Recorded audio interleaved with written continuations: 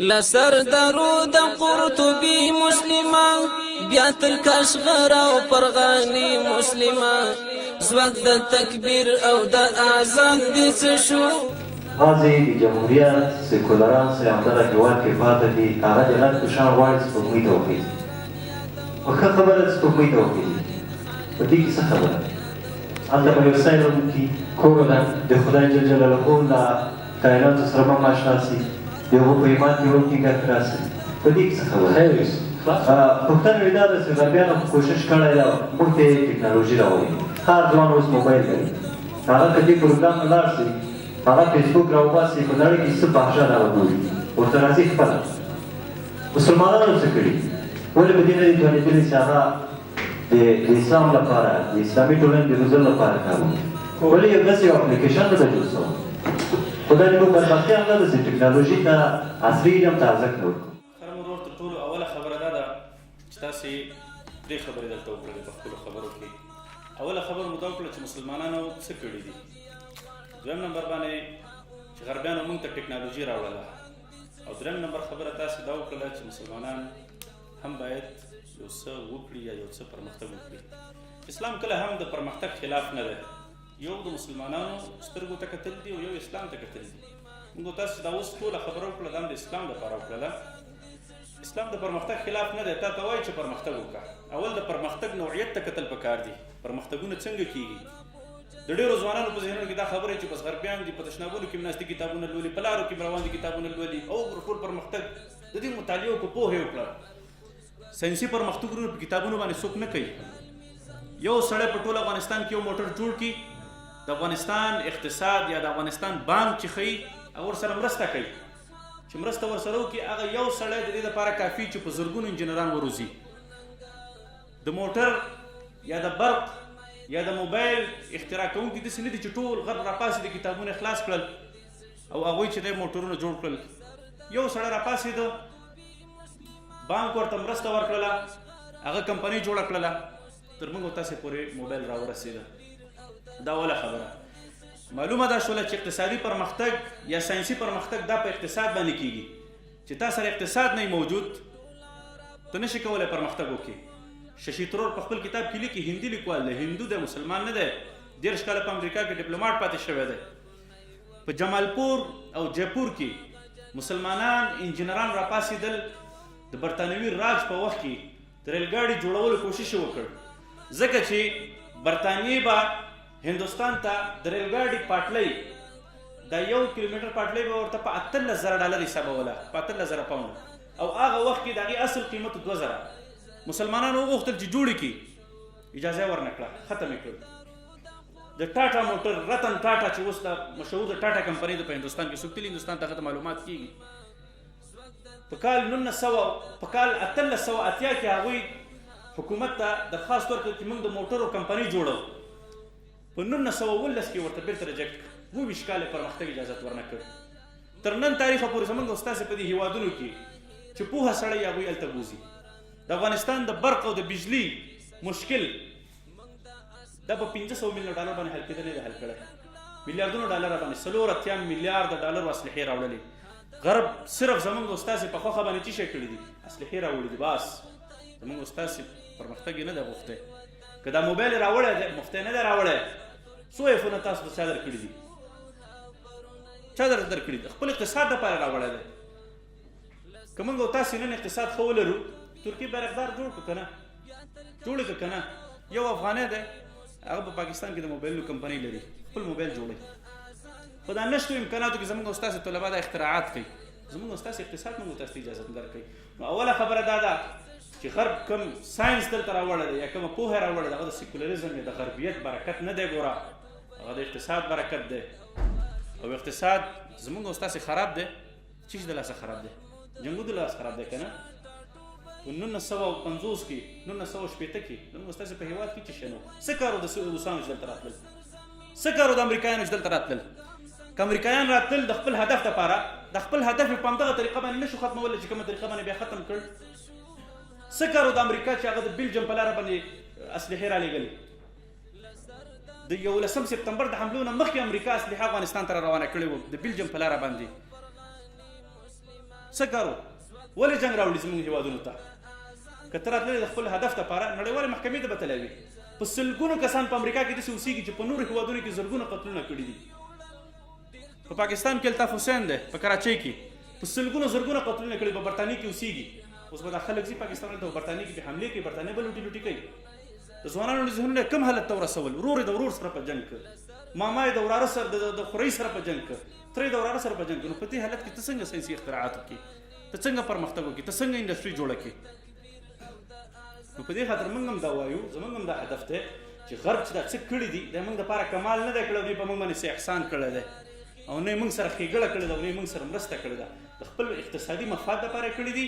او که زموږ او ستاسې هېوادونه هم لږ ښه شي اقتصادي لحاظ سره ساینسي پرمختګونه څه ګران نه ده یو اے ای اماراتو سپوږمۍ ته انسان ونه لېږه ویې لېږه که نه مریخ ته کیمرې ونه لېږلې ویې لېږلې که نه سعودي څو ورځو کې نه لېږي انسانان لېږي اقتصاد یې ښه دی لېږي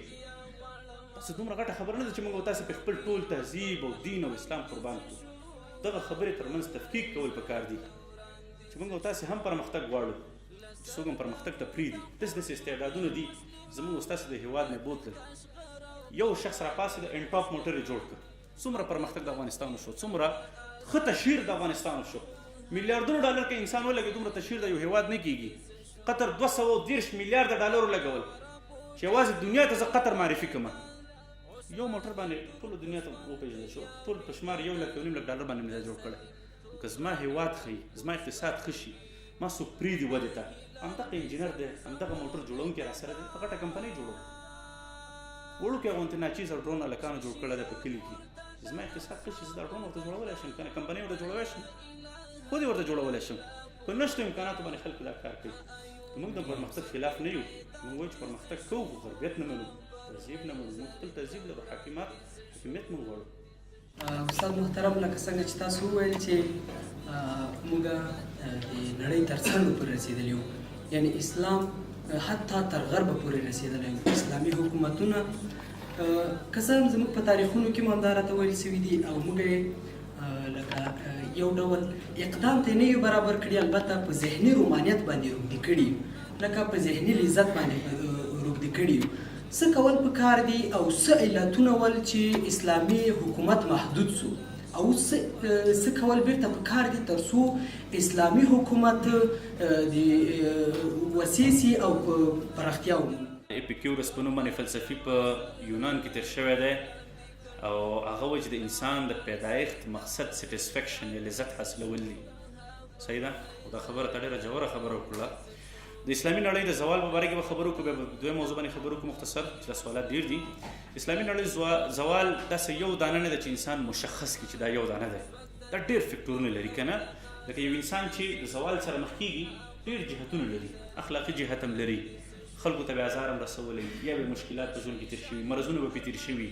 یا داسې نور ډېر مشکلات اسلامي نړۍ څه داخلي عوارض دي او څه بیروني دي په داخل کې غفلت دی په داخل کې څه شی دی غفلت دی د مسلمانانو تر ټولو ستر مرض لکه څنګه چې ما تاسو ته وختي وویل چې ترکان څنګه غفلت سره مخ شول یا څنګه د مغولو سلطنت د عالمزیب اورنګزیب عالمګیر رحمه الله نه بعد مسلمانان خپلو کې سره کېوتل او د غفلت سره مخ شول دا اندروني اسبابو کې اولنی سبب دی دویم نمبر باندې چې دی د دنیا بې توجهي د دنیا د توجه نه کوله چې دنیا په کم طرف روانه زموږ په خلاف باندې څه کارونه روان دي څه کول پکار دي دا اندروني اسباب دي بیروني اسبابو کې د غرب ظلمونه دي غرب هېڅ چېرته هم رحم نه ده کړی سرپی نه ده کړې که یو مږک یا یو پیشو د سړک نه اخوا اړه یو ټولو دنیا ته تصویرونه ښایي خو دې ته هم ته ګوره چې دا بمونو کلسټر جوړېږي او دا د دنیا زیاتې اسلحې چې فرانس خرڅوي امریکا یې خرڅوي نو دا د خلکو کورونو جوړولو لپاره نه د نړولو لپاره کېږي اول مسلمانانو ایټم نه ده جوړ کړی او نه مسلمانانو په چا استعمال کړی دی همدغه راز یوازې 4 هېوادونه دي په نړۍ کې چې په هغې باندې غرب په زور حاکمیت نه دی کړی په جبر باندې یوازې 4 هېوادونه دي نور هر ملک سره ظلم کړی دی چا سره لږ ظلم کړی چا سره ډېر ظلم کړی دی افغانستان ته برطانویان راغله محدود ظلم یې وکړ وسې ونه رسېده روسان راغلل زیات ظلم یې وکړ لږ زیات وسې ورسېده خلک ورپسې راپورته شول کلیوال راپورته شول ورپسې امریکا راغله د هغې نه هم زیات ظلم وکړو 20 کاله ظلم وکړو خلک ورپسې راپورته شول نو په دې خاطر باندې د اسلامي نړۍ اول سبب داخلي دی چې هغه غفلت دی او یو خارجي دی چې هغه استعمارونه دي. دویمه خبره تاسې د تسکین او د لذت وکړله. اسلام د تسکین په مقابله کې څه شی وړاندې کوي؟ سکون قلب وړاندې کوي. ولکن لیطمئن قلبي، ابراهیم علیه السلام چې وایي که نه، اطمینان د قلب سکون وړاندې کوي. ګوره دوه قسمه شیان دي، یو لذت دی، خوند دی. ته چې خوند یو ځل واخلې په سبا باندې بیا هماغه خوند واخلې، په بل سبا بیا واخلې، ستا د خوند ختمیږي. تا ته یو بانک $100 د ورځې درکوي، نن یې درکړي، کور زنګ در پسې ووایي ته بانک ته لاړې $100 درکړي، سبا بیا درکړي، بل سبا بیا درکړي، بل سبا بیا درکړي. په 5مه ورځ باندې تا ته دا $100 خوند نه درکوي، ته وایي چې $1.5 شي. خوند کې مشکل دا دی چې د دې به زیادت غواړې، دا به زیاتې. خلک به کې کوم ځای ته ورسېدل؟ ودونو سره واده وکړل، همجنس پرستیانو کې مبتلا شول، په شرابونو باندې ځان ووژل، په نشو کې مبتلا شول، ایمانونه د خوند دپاره پرېښوستل، خاندانونه پرېښوستل، خپلې کورودانې پرېښودلې، اولادونه پرېښودل، د خوند غلامي د وجې نه. خوند کې مشکل دا دی چې دا انسان ذلت ته رسوي چې ته یې کنټرول نه کړي. اسلام راغلی د همدې دپاره دی چې تا ته وایي چې ته دا خوند کنټرول کا، تا د شهوت نه بغیر نه پرېږدم، واده وکړه، یو نه دوه وکړه، دوه نه درې، څلور وکړه، خوند کنټرول کا چې ذلت ته پکې ونه رسېږي، په سوونو ته وانه وړې. شراب مسکه بیا عقله کېږي، خوند کنټرول که دلته، سکون واخله، د قلب اطمینان واخله، د دنیا نه غافله اوسېږه. داسې غافلت نه اوسېږه چې د دنیا په رنګینو باندې او د خوندونو لذتونو پسې مه ځه، ځان کې درویشي راوله. د صحابو ژوند تاسې وګورئ، هغوی دنیا هم فتحه کوله، په دنیا حاکمیت هم کوو، خو محبت یې ورسره نه کوو، محبت یې ورسره نه کوو، سکون یې نصیب شوی. برټن رسل یوه خبره کوي، هغه وایي ته چې ازادي حاصلې، وایي د ازادي دوه قسمونه دي. یو د ازادي ده چې ته بلا محدود ستا په مخ کې هېڅ خنډ ونه درېږي، دا ازادي ناممکنه ده. ځکه که ته څونه وخت مخکې یو سړی $3 میلیارده لرل ځان وژنه وکړه، څو $3 میلیارده. انسان چې څه شی نه لري هغه شي کې ورته خوند ښکاره کېږي. که په تاسې باندې مثال د خبرې یو غټ سیاستدان په تاسې کې مثال برطانیه یا کینیډا یا بل ملک پې بندیز ولګوي، ټول نه زیات زړه به یې تخنیږي چې هغه ملک ته لاړ شي. دا د انسان فطرت دی، د کوم شي نه منع شي هغه شي ته لاس وړل غواړي. پوه شوئ؟ نو برټن رسل وایي چې ازادي دوه قسمه ده، یا خو دا ده چې ته بلا محدوده حکومتونه دې خپل شي، هر څه دې خپل شي، پوره ازادي ترلاسه کړي، دا هم ناممکنه ده. اخر به مړ شي، حتی زرتم المقابر، قبر کې به کېښودل شي. او یا دا ده چې ته خپل خواهش محدود کړې. اسلام تا ته 1400 کاله مخکې و چې ته د خپل خواهش را محدود کړه، خوند واخله، لږ واخله، سکون قلب باندې کار وکړه. وطن پالنه څومره مهمه ده؟ وطن پالنه څه معنی؟ که په دې معنا باندې چې ته د خپل وطن دپاره نور وطنونه تباه کړې، خو د اسلام نه وایي. او که دا درته وایي چې ته د خپل وطن دپاره د خلکو دینونه هم تباه کړه، د اسلام نه هم تېر شه، دې نه دې منع کوي. او که دې نه ته دا ته وطن پالنه دې ته وایي چې ته د بیرغ په ورځ باندې موټرې په بیرغو باندې ولاړ او سرکونو کې رنډونه ووهو، چغې ووهو، سورنۍ ولګوو، ډېګونه ولګوه، دې ته هم وطن پالنه نه وایي. اسلام تا ته حقیقي وطن پالنه درکوي. تا ته وایي چې ستا په ملک باندې بل سړی خپکې نه دي. که ته وطن پالې نرشه جهاد وکړه، که ته وطن پالې نرشه خپل وطن وګټه، بچي پرېږده، اولادونه پرېږده، ازادي ترلاسه کړه، ځان ټوټه ټوټه کړه. تا ته بیا داسې وطن پالنه اسلام وایي. تا ته داسې وطن پالنه اسلام وایي که ستا مقابل وړه اسلحه جوړوي، ته د هغې نه غټه جوړه کړه، پوهه ترلاسه کړه. د وطن پالنې په مفهوم کې فرق دی. ځینې خلک وطن پالنه څه ته وایي؟ کنځلې وکړه، 4 میلیونه کنځلې وکړه، 5 میلیونه کنځلې وکړه، وطن پال سړی به ولا چې او په حقیقت کې به د خپل مخالف یوه تیږه هم داسې په بل مخ نه اړولي. خلک به ترې متاثر وي، دا دی وطن پال او همدا دی ملکونه ګټي، او نور به په حقیقت کې څه هم نه. او بل سړی به چې هغه به د خپل وطن دپاره سر هم قربانوي، ځان به هم ټوټه ټوټه کوي، هغه به وایي دا خو دا تراګر دی، وطن پولې خراب کړ. پول ته ګوري خو دې ته نه ګوري چې په تا باندې چا حاکمیت کړی دی، ستا حکومت د چا په کنټرول کې دی، بینک دې د چا په کنټرول کې دی، تعلیم دې د چا په کنټرول کې دی. د وطن پالنې په تعریف کې موږ خطاوت یو. اسلام تا ته دا وایي چې وطن هم ازاد کړه، وطن هم وساته، نور خلکو ته نقصان هم مه رسوه. او نیشنلیزم تا ته دا وایي چې خپل ځان سوپیریر کړه. هټلر چې د خپل ځان نازیزم ورته وایي که نه، د چا نه متاثر و نازیزم خپل ځان یې په ټوله دنیا باندې برتر ګڼه. اروپایانو چې د وایټ برډن ناره پورته کوله، ویل چې موږ په ټوله دنیا کې عظیم یو، دا بدترینه وطن پالنه ده. دا بدترینه وطن پالنه ده چې د یو افغاني یا یو مسلمان وژل عادي خبره ورته ښکاري، خو که یو برطانوي ووژل شي بیا بمبار هم کوي بیا خلک هم وژني بیا ملکونه په سر باندې راواخلي دا بدترینه وطن پالنه ده. که د اسلامي هیواد یو انسان چې هغه غیر مسلم ذمي د هغه په قتل کې 500 مسلمانان شریک 500 مسلمانانو باندې به قصاص دا د اسلام قانون دی. او په غرب کې بیا داسې نه کوي که نه هغه بیا چې خپل وطن پالنه کوي نور خلک نړۍ تباه کوي خلک غریب وساته تباه یې کړه مشکلاتو سره مخ کړه خلکو په جنګونو کې انویسټمنټ وکړه پیسې مصرف کړه د څومره کمپنۍ د افغانستان په دې جنګ کې مصروفه وي میلیاردران شول میلیونونه ډالر واخیستل. دا د دې وطن پالنې نه بیا اسلام هم پناه غواړي او موږ هم ترېنه پناه غواړو چې موږ نه خلک تباه کوو او نه ځان پکې افراط ته رسوو. لکه څرنګه چې ټولو ته معلومه ده په اوسني نړۍ کې یا په اوسني عصر کې د هېواد د پرمختګ یا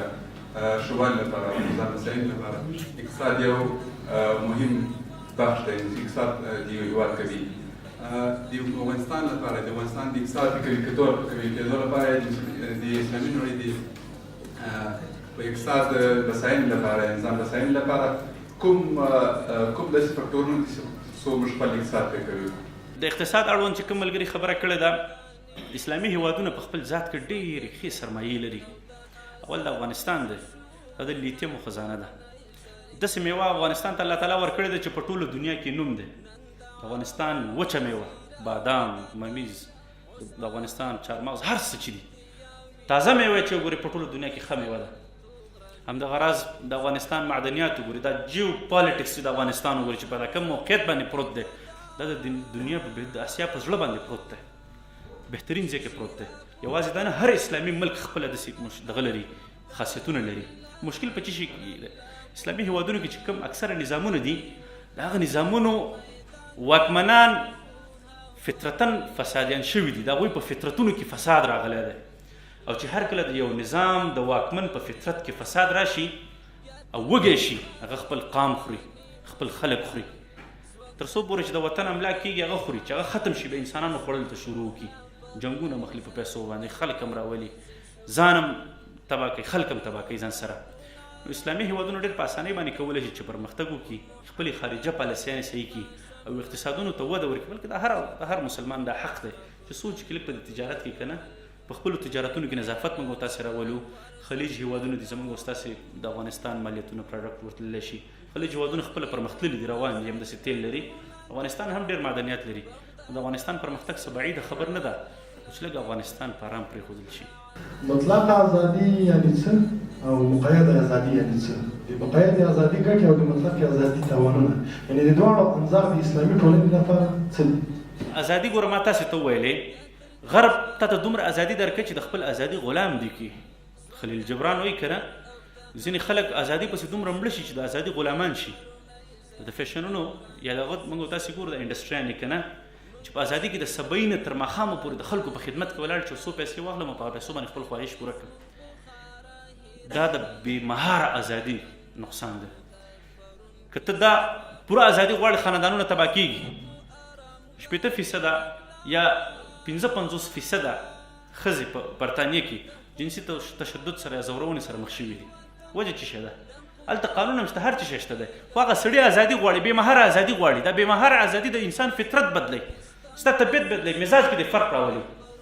چې فطرت یې در بدل کړ ته اخلاق هم نشي کنټرول کولی.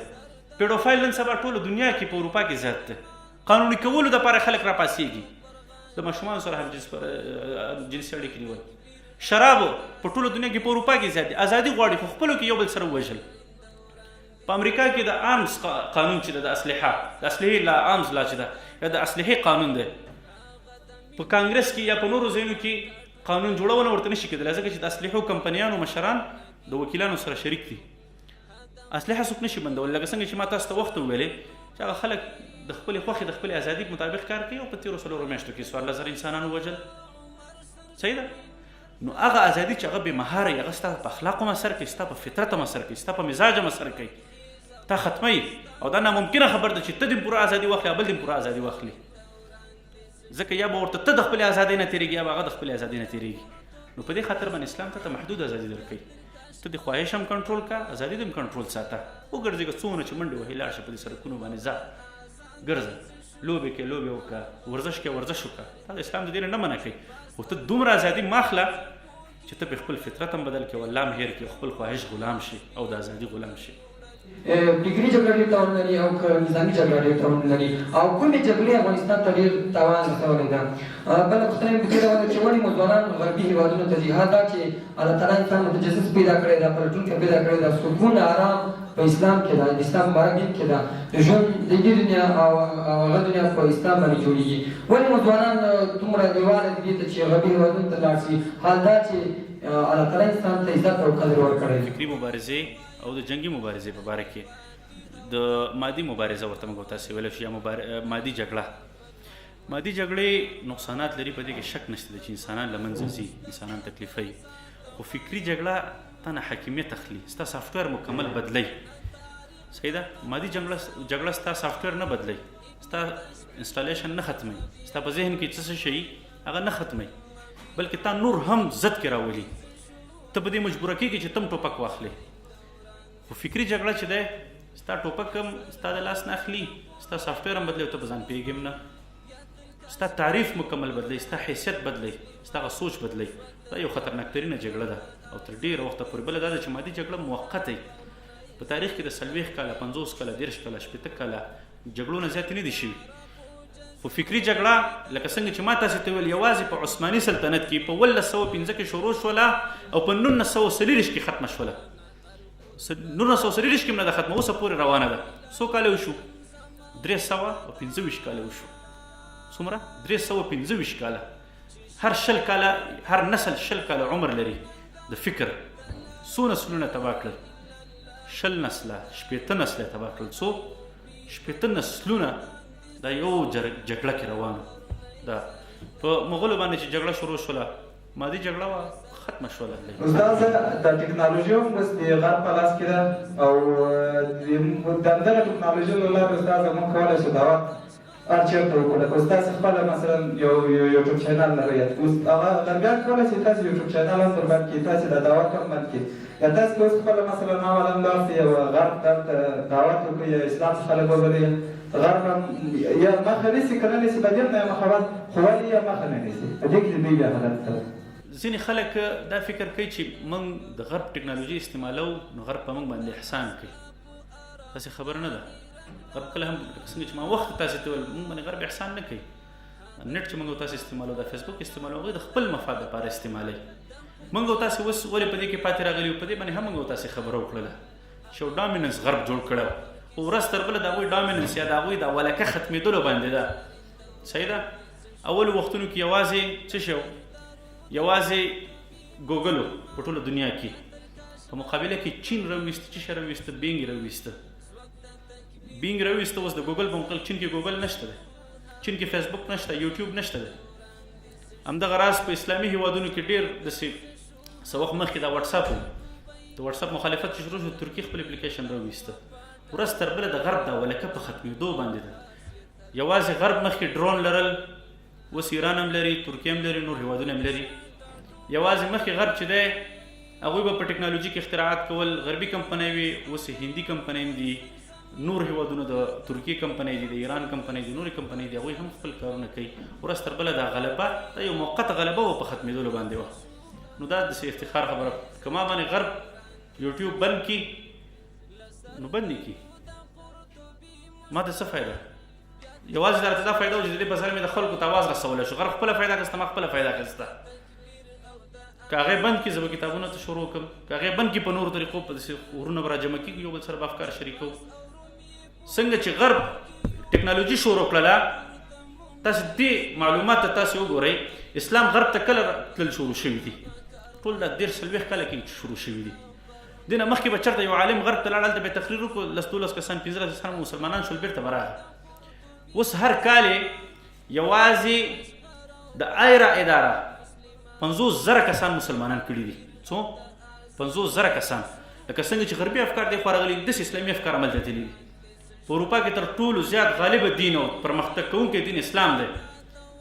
دلته مسلمانان خطاب وکړي، هلته چې د ترجمه د قرآن کریم رسیږي، د احادیثو درس رسیږي، نور اسلامي علوم رسیږي هلته.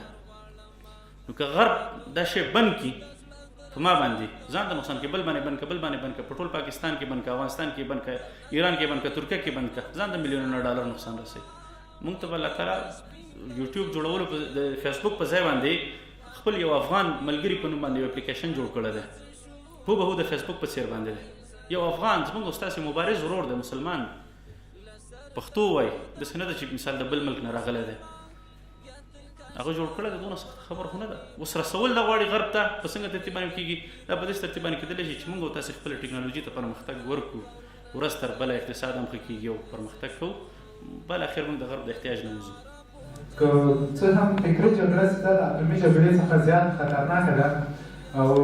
په دې جګړه کې له بده مرغه مسلمانانو ماتې وخوړله او استاد تاسو ویل شپږ څلوېښت دولتو باندې موږ واکمني لرله او هغه هم له لاسه ووتله د دې تر شا زموږ دا واکمني له لاسه ووتله او مسلمانان فکري جګړه کې ماتې وخوړه د دې تر شا د کفارو د علم د فکري جګړې تر شا د علم لاس و او د اقتصاد لاس و تاسو ویلي چې مسلمانانو اقتصاد ضعیف و د دې تر شا د دوی د علم لاس و او د اقتصاد لاس و او بل فکري جګړه څه مذهب فرهنګ دین کلتور دا څه له یو ملت څخه اخلي فکري جګړه کې نو موږ څنګه کولی شو هغه موږ اجنډا له څه فکري جګړه کې کفارو ته ماتې ورکړو اوله خبر دا چې موږ په فکري جګړه کې مات شوي نه یو کمزوري شوي یو هغوی زموږ په کورونو کې کار شروع کړو موږ د هغوی په کورونو کې کار شروع کړی دی هغوی دلته خلک سیکولران کوي موږ هلته خلک مسلمان کړو صحیح ده دا اوله خبره په اروپا کې کوم خلک کتابونه لیکي نن سبا اکثر هغه شپږ کاله پنځه کاله درې کاله مخکې مسلمانان شوي او داسې کتابونه لیکي ستا په تصور کې به هم نه راځي حمزه اندریس زارزس یو داعي دی په ټولو اسلامي هیوادونو کې د هغه د کتاب ترجمې ژباړې شوي دي څو کاله مخکې عیسایي او مسلمان شو الله ته نه د دین کار واخیسته فکري جګړه داسې نه ده چې په دې کې حتمي ماتې ومنل شي فکري جګړه ماتې داسې لکه مثال د خبرې هټلر د سره د فکره ختم شو ختمېدو باندې دی یا هندویزم د سره د هندویزم ختم شو کنفیوشنس دی چینایي تهذیب دی ختم شو فکري جګړه ماتې ده څوک یې نوم نه اخلي چینایان یې خپل نه ده کوي موږ او تاسې چې دا نن راټول شوي یو دا هم د دې ژوندی مثال دی چې فکري مبارزه شته ماتې نه ده خوړلی دې کې شک نشته دی چې کافي حده پورې اثر کړی دی خو ماتې هم نه ده منلې او نه به یې ومنو تر اخره پورې به موږ او تاسې تر قیامته پورې به موږ او تاسې مبارزه کوو عهد کړی دی موږ قسم خوړلی په دې خبره موږ به تر اخره پورې مبارزه کوو که سپین ږیرو شو کوم له کېږو زموږ نسلونه بیا کوي صحیح ده په کال 1950 کې شاوخوا ټوله دنیا کې چې د اسلامي نړۍ ډېر د سختو حالاتو سره مخ شوه یو عالم به چې راپورته شو فکري مبارزه به چې پیل کړه ختمه وبه الله تعالی غټ غټ علما را پیدا کړل بیرته د تحریک را ژوندی کړ که نه مسلمان کو مسلمان کر دیا طوفان مغرب نه اقبال بشیر کې وایي که نه چې غرب هلته فکري جګړې ته زور ورکړ دلته د مسلمانانو هم راویښ شول چې واقعا موږ پسې ویده یو الله تعالی په مخالفت کې ودروي اوس الحمدلله موږ په فکري جګړه کې روان یو موږ هم ورسره هغې مبارزه کې موږ هم کوو تر اخره پورې بیا کوو چې تر څو پورې زموږ وس انشاءالله ماتې نه ده دا چې کومه نظریه خپره کړې ده چې انسان بېزونه اخیستی ده دا ولې دا نظریه خپره کړله او دې نظریې تر شا پرې راست شوي ولو او د ډارون دغه نظریه ته اوس څوک هغه ورکوي چې پرمختګ ورکوي چې مثال د خبرې دا نظریه اوس په مخ باندې وړی کېږي دوم پوښتنه مو دا ده استاد دغه 21 ګرام تیوري دا تر کومه حده پورې صحیحوالی لري کوم چې موږ الحمدلله کې نه لرو مثال روغ شته ځینو کفار وایي چې روغ نشته دا 21 ګرام تیوري دوی راوایستله دا تر کومه پورې حقیقت لري ډاروین چې د ډاروین نظریې یو اوږد تاریخ دی یونان پورې د ډاروین د نظریې تاریخ رسیږي بیا د ډاروین نیکو اریسمس ډاروین په نوم باندې هغه دا نظریه وړاندې کړه په ساینس کې نظریات راځي وړاندې کېږي ختمیږي څو کاله 1500 کاله دا نظریه وه چې د ځمکه نظام شمسي مرکز دی څو کاله 1500 کاله د زرو نه زیاتو فلسفیانو ساینسپوهانو په دې یقین چې نه په دې کې شک نشته ده خو چې کله په 15مه پیړۍ 14مه پیړۍ کې او 15مه پیړۍ کې نوي ساینسي تحقیقات راغلل هغه چې نه دا نظام شمسي مرکز نه ده نظام شمسي مرکز لمر دی هغه د 1.5 زره کالو پخته عقیده چې د ساینسدانانو هغه نظریه ختمه کړه د ډاروین نظریه هم داسې ده اوس چونکې د ډاروین نظریې اهمیت په څه باندې دی هغه په دې باندې دی که ته دا ووایې چې انسان الله تعالی نه دی تخلیق کړی او دا مو ووایې چې انسان د بیزو نه دی پیدا شوی خو نو بیا به څه شوی تا سره بله کومه لاره ده ته مجبور یې چې د تخلیقي نظریې د کریشنیزم په مقابله کې د تخلیقیت د نظریې په مقابله کې ډاروینیزم ته پرمختګ ورکړي ته مجبور یې تا سره بله لار نشته ده ملحد سره بله لار نشته ده چې هغه څه وکړي د ډاروینیزم په مقابله کې بله نظریې ته دغه ورکړي جان لی میډاکس یو ایډیټر یو سمونګر د ساينس میگزین نیچر میگزین د نیچر په نوم یو رساله د امریکا نه او دغه نه خپرېدله د اروپا نه هغوی چې د هغې نظریې د هغې رسالې یا د هغې مجلې چې کوم سمونګر ایډیټر و جان لی میډاکس نومېده هغه د بیګ بینګ نظریې د کائناتو د خپله پیدا کېدلو نظریه قبوله کړله هغه دا ویل که چېرته موږ دا قبوله نه کړو نو موږ مجبور یو چې باید الله تعالی دغه نظریه ومنو یا مثال له خبرې یو بل ساینسپوه دی خو ماته د کتاب د نوم راځي د مصنف نوم نه راځي فنډامنټکس ډي فلسفي په نوم باندې کتاب دی په الماني ژبه کې لیکلی شوی دی هغه وایي که موږ چېرته د ډاروینزم نظریه ونه منو نو موږ مجبور یو چې باید د تخلیقیت نظریه ومنو چې د انسان الله تخلیق کړی دی یو خالق تخلیق کړی چې د خالق نظریه ومني چې الله تخلیق کړی ولې تخلیق کړی بیا دا سوال ذهن ته راځي چې تخلیق کړی د خپل عبادت دپاره تخلیق کړی بیا به دا مني او چې دا دی ومني چې د خپل عبادت دپاره بیا به دا مني چې اوس د الله تعالی اصل دین کوم دی هغه اسلام دی هغه ټول فاونډیشن هغه ټول بلډینګ چې کوم دی هغه ختمیږي ورسره ته د ملحدین یا سیکولران مجبور دي چې دې نظریې ته بلکې اوس د ټکساس او د امریکا په مختلفو ځایونو کې زما خیال د دې نظریې د کتابونو د نصابونو ختمولو لپاره کار روان دی او د تحقیق زما ذهن کې اوس نشته چې دا یقیني خبره ده که نه پرون اول زما چېرته ولوستل نو ملحدین مجبور دي چې دا نظریه ومني ډېر داسې ساینسپوهان تېر شوي دي څو ساینسپوهانو ما یو کتاب کې هم ذکر کړی دی او بلکې استاد ویس لالي په نوم باندې یو لیکوال دی آیا انسان د بیزو له نسله دی د ډاروین په نظریه باندې ډېر ښایسته کتاب لیکلی دی کتاب هم تاسو مطالعه کوئ شئ ډېر ساینسپوهان داسې دي چې هغه د ډاروین نظریې مخالفت یې وکړو د هغه امتیازات یې ترېنه لاس نه واخیستل ختم یې کړل بالکل یې په کور کې نه ول هغوی باقاعده دا نظریه په اجباري ډول باندې اجباري په زور باندې په خلکو باندې منل غواړي داسې یو حالت ته رسېدلي دي بحث مو ټول په دې څرخېدو چې غرب قوانین جوړوي او غواړي چې په مسلمانانو یې عملي کړي یعنې د دوی د دې کوښښ کوي اوس که راسه افغانستان ته په افغانستان کې ټول مسلمانان دي احمد و محمود ټول دغه کې اوسېږي نو د غرب اشخاص او منبعګان چې دوی په افغانستان کې ورڅخه استفاده کوي کومې دي څنګه یې کشف کړو او همدارنګه چې له کشفه وروسته یې څنګه له منځه یوسو ګوره محترم ورور اوله خبره دا یاد ساته چې غرب کله هم دا قمقلتوب نه کوي چې د هغه د چا د کور دروازه وټکوي ورته ووایي راوځه او ته دا قانون بدل کړه او لباس دې داسې کړه داسې لباس واچوه یا داسې نظریات ولره بلکې دا ډېر په تدریجي ډول باندې کوي په تدریجي ډول باندې مسلسل رواني رفته رفته رواني په دې کې د یو جهت لاس نه وي په دې کې د شاعرانو ممکن لاس وي ګوره په مصر کې چې کله سیکولریزم راتله علمانیت چا شروع کړې وه عیسایي شاعرانو شروع کړه صحافیانو شروع کړه ژورنالیستانو شروع کړه هلته ادیبانو شروع کړله صحیح ده نو په دې کې څه یو جهت لاس نه دی په دې کې ممکن شاعران هم وي ځینې شعرونه به کاږه وایي ځینې شعرونه به سم وایي لیکوالان یې په دې کې د کتابونو ځان ته به مفکر وایي ناشنا خبره دا ده چې په اسلامي هېواد کې به اوسېږي غرب ته به ورته دعوت ورکول کېږي راشه سټیجونه به ورته ورکولی کېږي زمینې به ورته مساعدېږي کتابونه به په ښه ډول باندې چاپ کېږي د 2 روپو کتاب به نه وي علمیت به پکې نه وي ملاله یوسفزۍ څوک وه مثال څوک وه هغې سره چې خوا کې نورې جنکۍ یا زنانه ویشتلی شوې وې اوسه پورې په سواد کې ګرځېږي راګرځېږي د دې کتاب چې هېڅ شی هم پکې نه دي لیکلي هغه په میلیونونو باندې خرڅېږي نو صحافیان لیکوالان او همدغه راز د رسنیو په ذریعه باندې مسلسل کوششونه کیږي صحیح ده د انسان فطرت داسې دی چې هغه کله نه کله د داسې خواهشاتو نه متاثره شي چې په هغې کې تدریجا مخکې تګ غواړي اوس مثال له خبرې موږ تاسې ګورو څو تلویزیونونه دي په افغانستان کې څو تلویزیونونه دي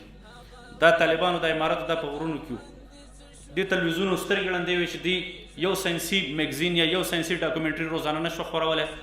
امکانات هم ورسره وو کیمرې هم ورسره وي سټلایټ هم ورسره وو کړی به یې وکړو د افغانستان د پرمختګ دپاره کار چې چېرته به یې په ترکیه کې مردار دغه وکړه سیریل وکړه هغه به یې راژباړه څه کار و ستا د ترکیې سره څه کار دی په هغې کې به زنانه وي په هغې کې به دغه و چې نن خلک سیریل کې د زنانه مټې دونه ګوري سبا دونه ګوري بل سبا کومو حالتونو ته رسېږي هغه به سبا په خپل خاندان کې په خپل کور کې په خپل چاپېریال کې غیرت کولی شي نه شي کولی نو په غربي افکارو یا غربي تمدن دپاره په کار کې 3 نمبر باندې غټ لاس چې دی هغه د رسنیو هم دی 4 نمبر باندې په تا باندې جبر دغه کوي څونه وخت مخکې دلته د قصاص او حدود جاري شول اقوام متحده به پرون بیان ورکړی دی چې دا د انساني حقوقو خلاف خبره ده د انسانیت خلاف خبره ده او دا به د انساني حقوقو خلاف خبره نه چې دلته یو سړی رواني بچي ورته په تمه او هغه کورودان یې ورته په تمه ستړی ستومانه روان یو غل راشي په چاقو یې خېټه وش کوي مرۍ وش کوي موبایل ترې واخلي ولاړ شي او د دې انسان مړی سبا باندې دغه کور ته ویوړل شي دا ظلم نه دی خو دا ظلم دی چې والله غرب یو ځوان و ښایسته ځواني وه تنکۍ ځواني وه او لاس یې ترېنه پرېږ کړه نیت شه یو خبره کوي و یو انسان چې ګونګټه ووژني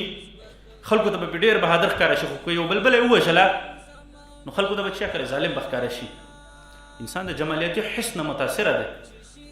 نو خبره مې دا کوله چې دا خو لکه یو اضافي خبره ما تاسو ته وکړله چې د حدودو په باره کې خو لکه غرب څلورمه لاره دا ده چې مستقیما په تا باندې بندیزونه لګوي تا ته دا وایي کې او که نه ستا د نړیوالو سره تجارت زه ختمومه ښه ګورئ محترم ورونو محترم ورور چې کومه خبره وکړه ډېره مهمه خبره ده ته چې کله د اسلامي نړۍ د ښه اشخاصو نه خبر نه شي ته چې د اسلامي نړۍ د هیروګانو د غټو اشخاصو نه مفکرینو نه فاتحینو نه خبر نه شي نو بیا تا نه د خپل فاتحین هېرېږي او بیا به خلک چې د فلمي ستورو پسې روان خلکو ته به بیا د شاهرخ خان او د انګلیش چې کوم فلمونه دي د هغې هیروګان به ورته اصل ښکاره کېږي د خپل فاتحین د خپل فکر جوړونې دپاره او د خپل تمدن او د خپل ځان او د خپل علم او پوهې ساتنې دپاره دا لازمي خبره ده چې ته خپل فاتحین وپېژنې او دا یو ښه توصیه ده د ځوانانو دپاره صلاح الدین ایوبي دی محمد فاتح دی یا نور داسې خالد بن ولید دی بیبرس البندقداري یو ډېر ښه فاتح تېر شوی دی بیبرس هغه دی یا نور دي دغه خلک چې دي باید انسان مطالعه کړي د دې ژوند او جذبه وګوري همدغسې په فکري برخه کې زما خپله توصیه دا ده چې دا اوسني پیړۍ کې اوس پیړۍ کې او په دې تېره پیړۍ کې یعنې تېره شپېته اویا کلونو کې کوم کتابونه علماو لیکلي دي هغه کتابونه باید چې انسان ولولي ابتدایي کتابونه دي او هغه مختلف جهتونه دي اوس ځینې خلک داسې دي چې هغه د سیکولریزم په خلاف باندې کار کول غواړي ځینې دي چې هغه د الحاد په خلاف کار کول غواړي ځینې داسې دي چې هغه د لیبرالیزم او د فیمینیزم په خلاف باندې کار کول غواړي خو بالعموم د غرب اصلي څېرې پېژندلو دپاره د اوس وخت یو ډېر مشهور شخصیت دی عبدالهادي مجاهد صاحب الله دې د هغوی په عمر کې برکت واچوي ښه کتابونه لیکلي دي آسان فهمه کتابونه دي هر سړی پرې پوهېدلی شي همدغه راز ابو الحسن علي ندوي رحمه الله ډېر بهترین کتابونه لیکلي دي همدغه راز نور مختلف علما دي چې هغوی سره موږ او تاسې شاید لږ لږ غوندې یا زموږ او ستاسې ذهن یا فکر یو څه لږ غوندې اختلاف ولري یا محمد قطب دی یا نور دي په پخواني علماو کې چې د ابن تیمیه رحمه الله دی یا امام غزالي رحمه الله دی